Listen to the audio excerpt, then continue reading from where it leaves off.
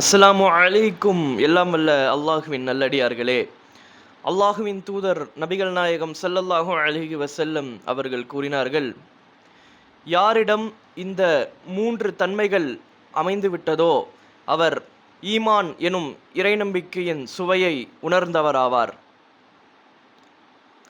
அந்த தன்மைகளாவது, 1, அல்லாஹுவும் அவனுடைய தூதரும் மற்ற அனைத்தையும் விட ஒருவருக்கு நேசத்திற்குரியவராக ஆகுதல். 2, அல்லாஹுக்காகவே ஒருத்தரை நேசித்தல். 3, குஃபுரிலிருந்து, அதாவது இறை மறுப்பிலிருந்து இறைவன் விடுவித்ததற்கு பிறகு மீண்டும் குஃபரை நோக்கி செல்வதை நெருப்பில் வீசப்படுவதைப் போல வெறுத்தல். இந்த ஹதீஸை அனஸ் ரலியல்லாஹு அன்ஹு அவர்கள் அறிவிக்கின்றார்கள்.